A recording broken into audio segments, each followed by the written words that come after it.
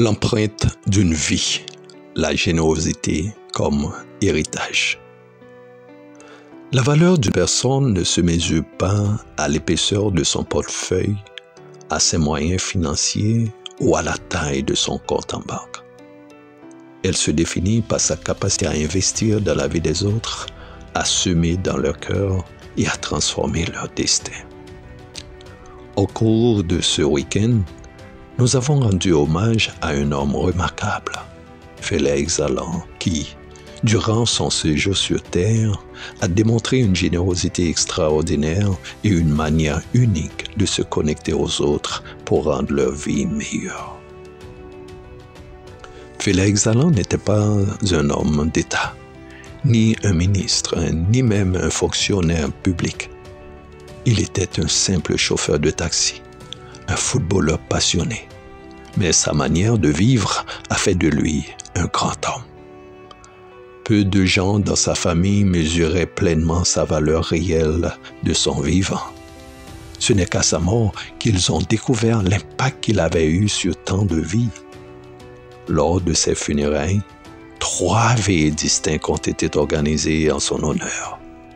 Une par sa famille au funérarium, une autre sur un terrain de football par ses amis sportifs, des amis de Matelier, une dernière tout près de l'église où la cérémonie funéraire s'est tenue.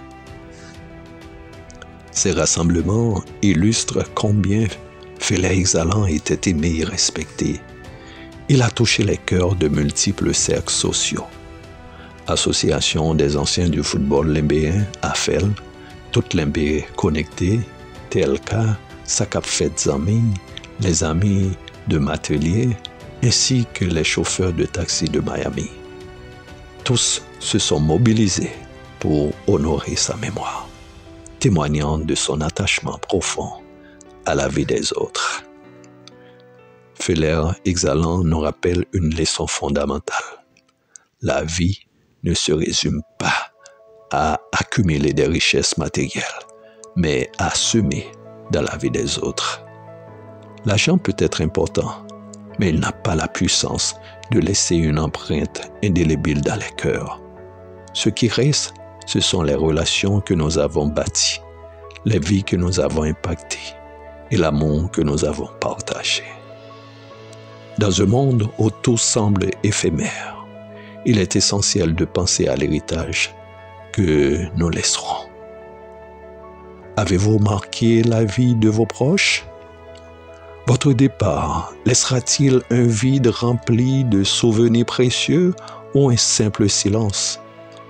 Votre communauté perpétuera-t-elle votre nom à travers des actions positives ou des institutions ou des œuvres? Lors des funérailles de Félix Allen, des gens sont venus de tous horizons, se sont rassemblés pour célébrer sa vie.